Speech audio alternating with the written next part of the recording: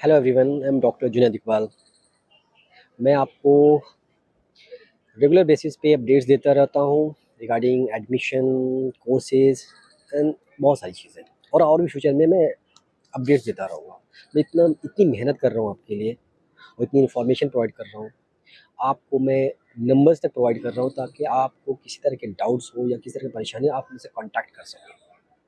But इसके बदले में आप इस चैनल को सब्सक्राइब करके एक मैक्सिमम रीच बढ़ा सकते हैं ताकि और लोगों के पास ये इन्फॉर्मेशन पहुंचे। तो please subscribe, like and share and don't forget to press the bell icon, क्योंकि इससे आपको रेगुलर अपडेट्स नोटिफिकेशन के थ्रू मिलता रहेगा। ठीक है, आइए समझते हैं कि पीएचडी में एडमिशन का क्या प्रोसेस है। जो कन्फ्यूज़न है वो कन्फ्यूज़न दूर करते हैं और सारा डिटेल समझते हैं। पीएचडी का एडमिशन का जो फॉर्म है उसकी लास्ट डेट 30 अक्टूबर है। बहुत लोगों ने फॉर्म्स फिल कर लिया होगा और बहुत लोग अभी भी वेट कर रहे हैं। माइट भी उनके लिए कन्फ्यूज़न है एग्जामेशन वाली कैटेगरी में। बहुत सारे स्टूडेंट एप्लीकेंट ऐसे हैं जिनका नेट है, जेआरएफ भी है, और इस पर जो अभी रिज़ल्ट आया है यूजीसी नेट का, उसमें थर्ड कैटेगरी बनाई गई है जिसमें लिखा गया है पीएचडी ओनली। यानी आपका जो रिज़ल्ट दिया गया है पीएचडी एडमिशन के लिए, एक रिज़ल्ट थर्ड कैटेगरी में बनाई गई। ये एक्चुअली यूजीसी ने पहले ही एक नोटिफिकेशन के थ्रू बताया था कि जब भी अब नेट का एग्ज़ाम होगा उसमें 3 कैटेगरीज़ के रिज़ल्ट होंगे। एक जेआरएफ होगा, एक नेट होगा और एक ऐसा रिज़ल्ट दिया जाएगा थर्ड कैटेगरी जो सिर्फ़ और सिर्फ पीएचडी एडमिशन के लिए ही होगा। अब बहुत लोगों के पास, बहुत सारे एप्लीकेंट के पास वो थर्ड कैटेगरी रिज़ल्ट है, यानी वो रिज़ल्ट है पीएचडी एडमिशन ओनली। तो क्वेश्चन ये पूछता है, कई लोग पूछ रहे हैं हमसे, सर क्या हम एग्जेम्प्टेड हैं? तो डेफिनेटली आप भी एग्जेम्प्टेड हो, बिकॉज ये यूजीसी ने ही नोटिफाई किया था कि ये कैटेगरी पीएचडी एडमिशन के लिए है। तो जामिया या किसी भी यूनिवर्सिटी के लिए जो एग्ज़ाम, एंट्रेंस एग्ज़ाम होता है, उससे आप एग्जेम्प्टेड हो गए। तो कॉन्फिडेंट होकर आप फॉर्म फिल करो। बट एक चीज़ मैं आपको यहाँ पे थोड़ा सा वार्न करना चाहता हूँ कि अगर आप फॉर्म फिल करना चाहते हो तो कोशिश करो लास्ट डेट से थोड़ा पहले करना। जो पीएचडी एडमिशन रिजल्ट लेके बैठे हुए हैं या जिनका अभी रिजल्ट आया है और जिसमें मेंशन है पीएचडी एडमिशन ओनली, बिकॉज मैंने एक मेल डाला है जामिया को, जो पीएचडी कोऑर्डिनेटर हैं, उनसे मेरी बस कल बात हुई थी। बहुत सारी चीज़ें उन्होंने बताया मुझे। मैंने यही पूछा कि कंफ्यूज है स्टूडेंट, उनको ये कैसे कन्फ्यूज़न दूर करें। उनका नहीं, जो भी यूजीसी नेट से रिज़ल्ट लिया है या जो पीएचडी एडमिशन के लिए लिए जो जिसके पास रिज़ल्ट है पीएचडी एडमिशन ओनली, वो भी एग्जेम्प्टेड है। बट ये ऑफिशियली मैंने एक मेल डाला है, देखते हैं उसका रिज़ल्ट आता है, रिप्लाई आता क्या है, उसके बाद मैं आपको अपडेट करूँगा। बट फॉर नाउ ये श्योर है कि आप भी एग्जेम्प्टेड होंगे।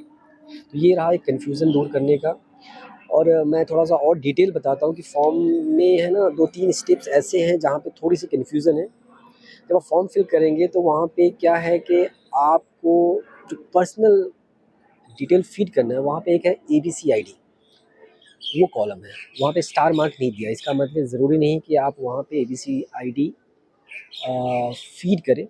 बट अगर आप चाहें तो एबीसी आईडी क्रिएट कर सकते हैं। इसके लिए मैंने ऑलरेडी वीडियो बनाया हुआ है, आपको लिंक है ना डिस्क्रिप्शन में हम प्रोवाइड कर देंगे। एक जब फॉर्म फिल करेंगे तो एक पेज आएगा कैटेगरी एंड प्रेफरेंसेस, जो उसका मैंने अभी आपको बता दिया है।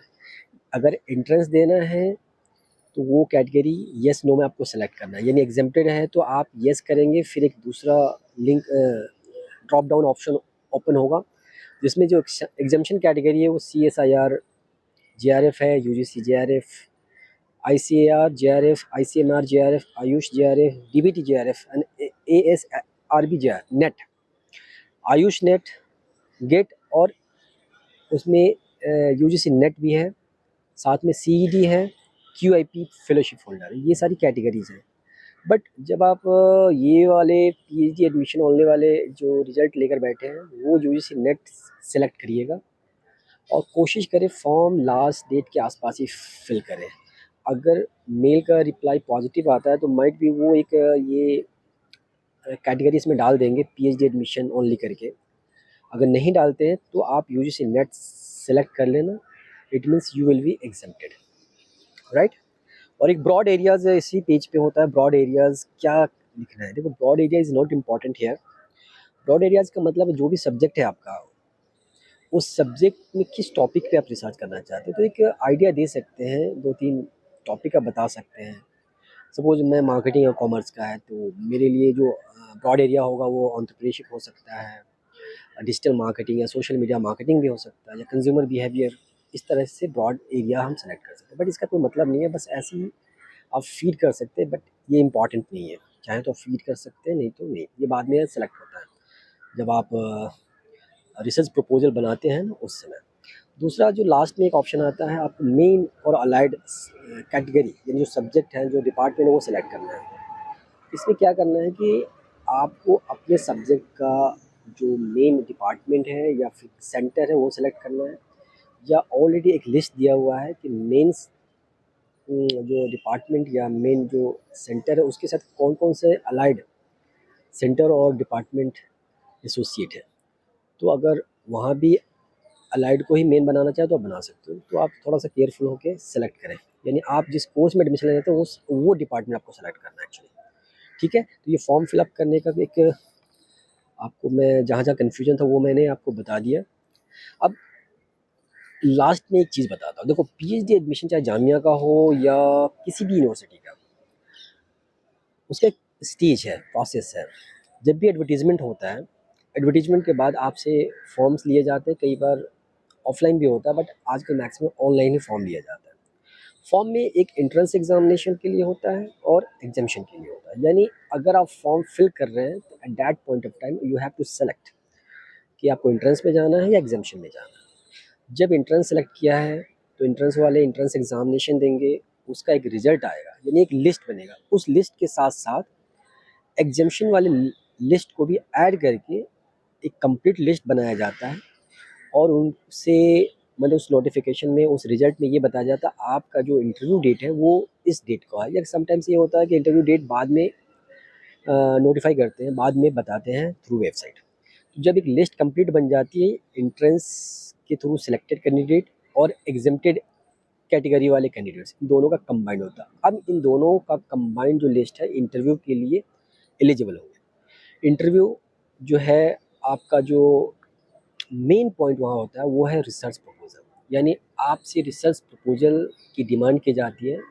ये रिसर्च प्रपोजल ये फाइनल रिसर्च प्रपोजल नहीं होता है, बस ये समझने के लिए कि आपको रिसर्च का आइडिया है या नहीं है। आप रिसर्च करना चाहते हैं तो रिसर्च की जो बेसिक चीज़ें हैं ये आप कर पा रहे कि नहीं कर पा रहे। तो एक बेसिक रिसर्च प्रपोजल आपको रेडी करके जाना होता है फॉर इंटरव्यू। जब भी रिजल्ट आएगा ना, एक कंप्लीट लिस्ट का जो एग्जेम्प्टेड है या एंट्रेंस से जो सिलेक्टेड है, उनके साथ terms and condition already mention किया गया होगा कि रिसर्च प्रपोजल कितने कॉपीज़ देने हैं और क्या करने हैं। देखो रिसर्च प्रपोजल के रिगार्डिंग एक हम और वीडियो बना देंगे कि how to prepare the research proposal and all that. उसमें आपको हेल्प चाहिए तो I will definitely provide that help. और इस प्रपोजल एक प्रोसेस है कि आपको एक्चुअली रिसर्च प्रपोजल जो है ना बढ़िया होना चाहिए, ताकि जब भी इंटरव्यू आप फेस कर रहे हो तो वहाँ पे जो भी पैनल में हो उनको लगना चाहिए कि आपने मेहनत करी है और सच में आप रिसर्च के लिए एलिजिबल हो और कैपेबल भी हो। तो मैं एक रिसर्च प्रपोजल के लिए एक वीडियो बनाऊंगा कि how to make a research best research proposal. ठीक है। आफ्टर दैट इंटरव्यू होने के बाद एक फाइनल रिजल्ट दिया जाता है। फाइनल रिजल्ट के बाद आप एडमिशन लेते हैं। एडमिशन के बाद आपका कोर्स वर्क शुरू होता है। कोर्स वर्क 6 मंथ्स का होगा जामिया में। उसके बाद एक एग्ज़ाम होगा। आफ्टर दैट आपका फाइनल रजिस्ट्रेशन हो जाएगा, यानी आप पीएचडी में फुल्ली रजिस्टर्ड हो जाओगे। तो एट द एंड यानी विद इन 1 ईयर, जब आप पीएचडी में एडमिशन लेते हैं उसके 1 ईयर के अंदर कोर्स वर्क कंप्लीट करने के बाद आपको फाइनल रिसर्च प्रपोजल बना के आरएससी के सामने, बोर्ड के सामने देना होता है। फिर वो अप्रूवल होता है, फिर उस टॉपिक पे आप रिसर्च करते हो। तो टेंशन मत लो, रिसर्च प्रपोजल बिल्कुल ही मतलब एक बेसिक चीज़ है इंटरव्यू के लिए, वो आप खुद से प्रिपेयर कर सकते हैं। बट जो उसने पहले रिसर्च प्रपोजल रेडी नहीं किया है ना या बनाया नहीं, उनके लिए बहुत टफ लगता है। बट उसके लिए मैं आपको हेल्प करूँगा, डेफिनेटली हेल्प करूँगा। मैंने एक लिंक प्रोवाइड किया है डिस्क्रिप्शन में, वहाँ जाकर आप क्लिक करें। अगर आपको रिसर्च प्रपोजल हमारे थ्रू चाहिए होगा तो आप वो लिंक क्लिक करके हमसे आप कॉन्टैक्ट कर सकते हो। बट आपके लिए हम एक ब्रीफ रिसर्च प्रपोजल ज़रूर रेडी करेंगे, और इतनी सारी इन्फॉर्मेशन आपको मैं काफ़ी मेहनत करके अथॉरिटी से मिल के, प्रोफेसर से मिल के प्रोवाइड कराता हूँ। तो आपकी क्या ज़िम्मेदारी है कि इस चैनल को ज़रूर सब्सक्राइब करो, शेयर करो, hit the bell icon, right, for the regular updates, ताकि जो भी मैं अपडेट यहाँ से अपलोड करूँ या यहाँ से आपको बताने की कोशिश करूँ, आपको टाइमली पहुँच जाए। ठीक है, मिलते हैं नेक्स्ट वीडियो में। Thank you very much.